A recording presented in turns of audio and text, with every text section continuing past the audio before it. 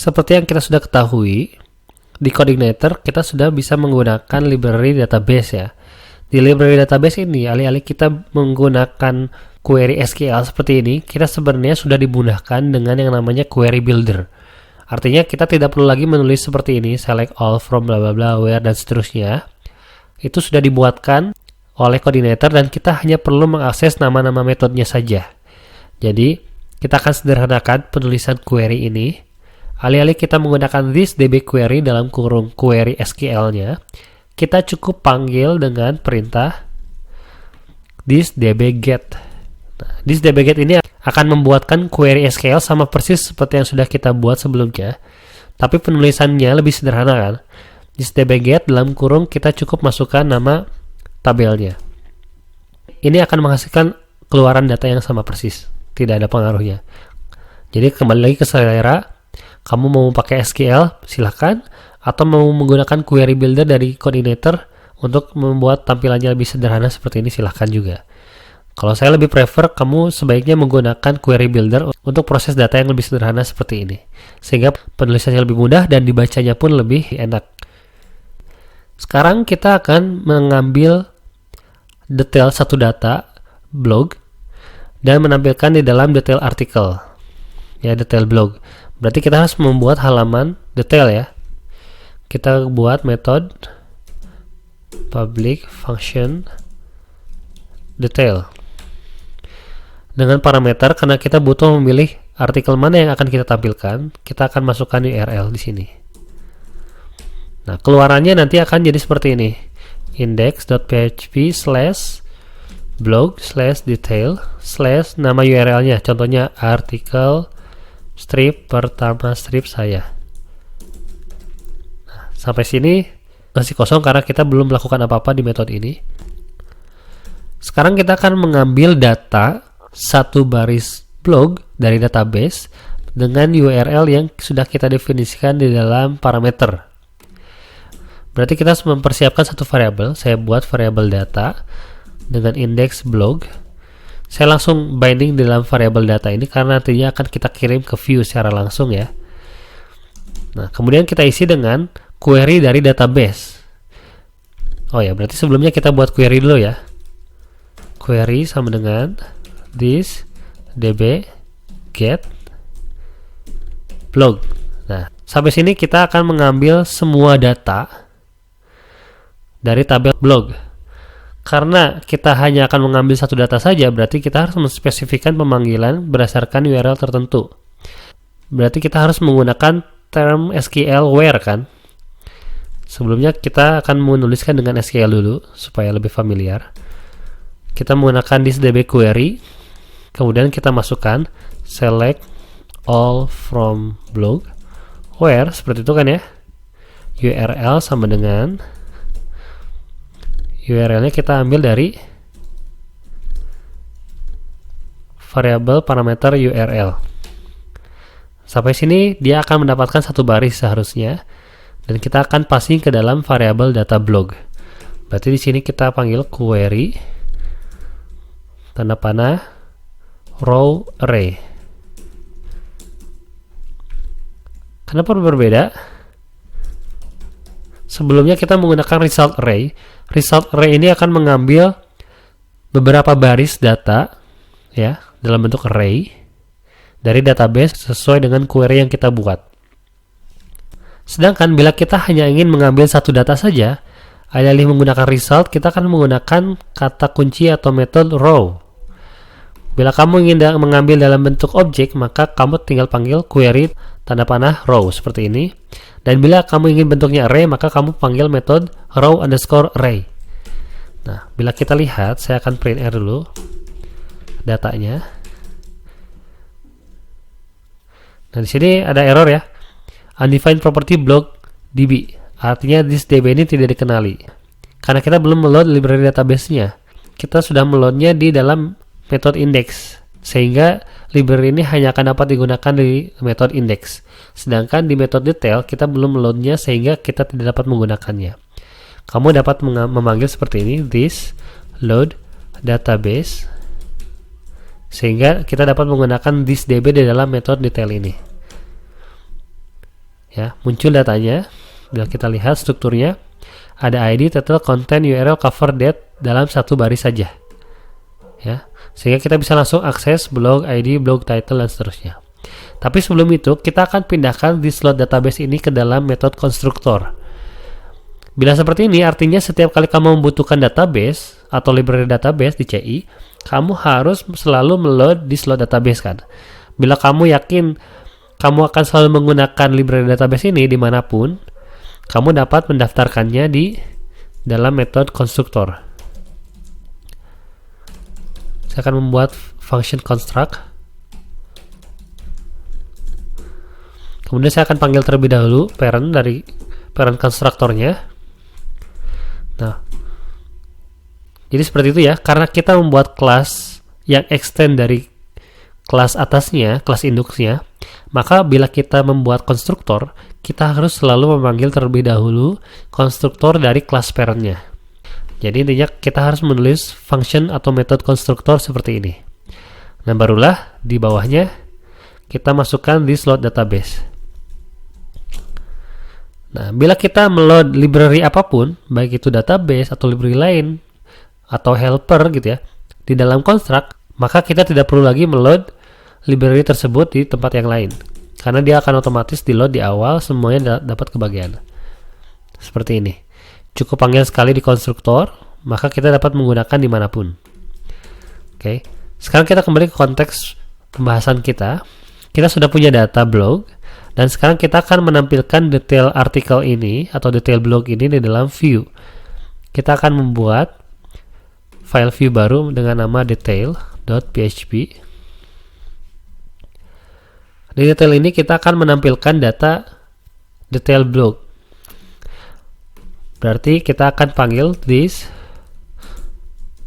load view dengan nama detail, dan kita passing datanya ke sini. Sehingga di dalam view detail kita dapat memanggil variabel blog yang isinya adalah detail dari satu blog yang kita query ya. Kita akan tampilkan H1, kita cetak variabel blog, indeksnya title. Seperti ini. Tidak muncul ya, kenapa? Karena belum di echo. Nah, artikel pertama saya sudah muncul. Kita tinggal menampilkan satu lagi untuk isi dari artikelnya. Kita echo blog dengan indeks content seperti ini, maka dia akan muncul detail artikel ya. Saya akan kembali ke halaman blog index. Nah, kita akan menambahkan URL atau anchor pada judul-judul artikel supaya ketika diklik dia akan langsung mengarah ke detail artikelnya. Ini saya close. Berarti di blog, di setiap judulnya kita akan tambahkan tag HTML A atau anchor. Oke. Hrefnya berarti kita akan cetak sesuai dengan URL-nya. Karena tadi URL-nya adalah /blog /detail /URL-nya ya. Berarti kita akan cetak di sini seperti ini.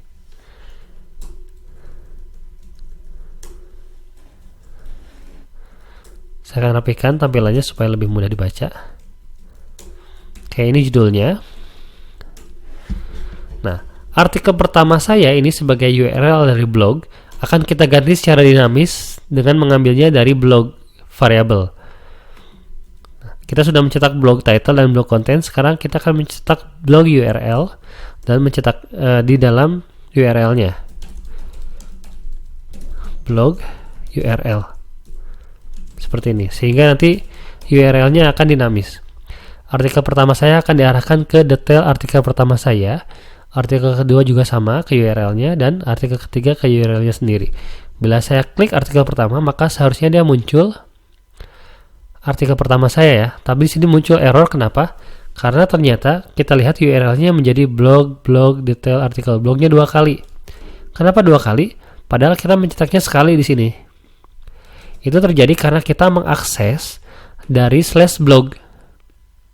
Bila kita akses dari root seperti ini, maka justru URL-nya jadi berantakan juga. localhost/myapp/blog. Nah, tidak ada index.php dan akhirnya jadi error. Nah, untuk mengatasi error seperti ini, kamu setiap kali hendak membuat URL, selalu gunakan fungsi set URL. Sehingga domainnya akan menggunakan domain yang sudah kita pernah config di dalam konfigurasi awal. Sekarang kita akan konfigurasi dulu set URL-nya. Kita buka folder config, kemudian buka file config.php. Nah, di sini bila belum diisi, isi dengan domain dari aplikasi kita. Contohnya domain aplikasi saya adalah localhost/myapp. Maka ini kamu copy, kemudian simpan di base URL konfigurasi. Seperti ini. Pastikan ada slash terakhirnya, kemudian simpan. Base URL ini nanti akan selalu kita gunakan setiap kali kita membuat link. Ya. Sehingga linknya tidak akan relatif seperti ini, tapi absolut dengan menggunakan base URL yang sudah kita daftarkan. Nah, sekarang kita bisa mencetak base URL tadi dengan menggunakan fungsi site_URL seperti ini. Ya, kemudian URI-nya kita akan pindahkan ke dalam parameter pertama dari set URL. blog/detail/ Nah, blog URL-nya akan kita masukkan juga ke situ. Sehingga yang ini kita bisa hapus. Kita concat seperti ini. Ya, jadi saya ulangi. Anchor-nya tulis seperti ini. Setiap kali kamu hendak membuat URL, pastikan selalu menggunakan site URL supaya URL-nya konstan atau konsisten ya. Kemudian di parameter pertama masukkan URI dari halaman yang ingin kamu akses melalui URL tersebut. Dalam hal ini kita set ke arah blog/detail/URL dari blognya. Nah, bila kita cek di browser, maka akan muncul error. Kenapa? Di sini kita lihat pesannya call to undefined function site URL. Katanya fungsi site URL tidak ditemukan atau tidak terdefinisi. Ini karena di coordinator set URL ini berada di dalam helper URL. Jadi set URL ini bukan fungsi bawaan PHP, melainkan fungsi dari coordinator. Dan untuk menggunakan fungsi ini kita harus memuat terlebih dahulu. Adapun fungsi set URL ini terdapat di dalam helper core system coordinator yang namanya core helper URL helper ya. Kalau kamu buka folder system helper, di dalamnya ada file banyak ya, daftar helper. Nah, perlu saya jelaskan dikit, helper ini adalah kumpulan fungsi-fungsi yang disediakan oleh coordinator untuk memudahkan pekerjaan. Di luar fungsi-fungsi yang sudah ada di PHP, nah, coordinator menyediakan fungsi-fungsi tambahan untuk memudahkan pekerjaan kita. Salah satunya ini, contohnya URL helper, isinya sebenarnya cuma daftar fungsi-fungsi yang bisa kita gunakan. Seperti set URL, kemudian ada base URL nanti, current URL, URI string, dan lain sebagainya. Ya, kita tinggal pakai saja. Dan untuk menggunakan fungsi-fungsi ini, kita harus mengincludekan file ini terlebih dahulu. Kamu cukup buka controller block, kemudian pada bagian construct, kamu tuliskan this load helper dalam kurung URL. Nah, ini akan menjalankan fungsi include untuk memanggil atau mengincludekan file URL helper ke dalam sistem kita, sehingga fungsi-fungsi yang ada di dalamnya dapat kita akses. Nah, sekarang bila kita panggil lagi, dia akan muncul dengan URL yang sudah benar ya, karena kita sudah menggunakan site URL.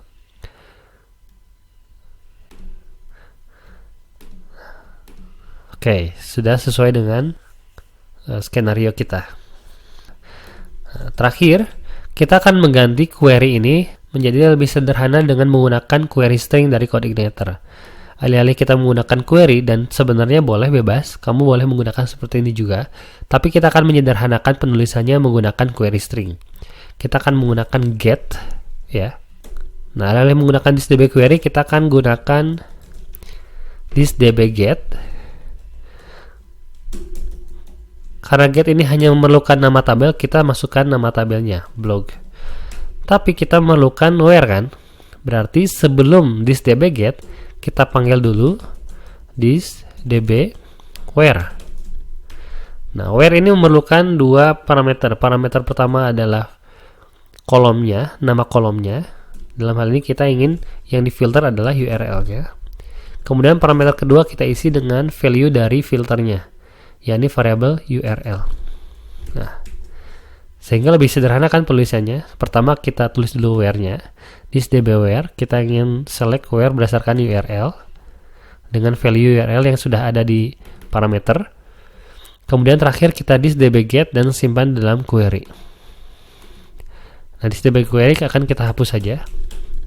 Ini akan menghasilkan output yang sama, tapi penulisannya lebih sederhana. Nah, seperti itu cara mengakses detail artikel dengan menggunakan where. Kemudian di view juga kita sudah menggunakan helper URL, yakni fungsi site URL yang fungsinya mengembalikan URL absolute mulai dari domainnya yang sudah kita setting di config base URL di config.php pada folder config.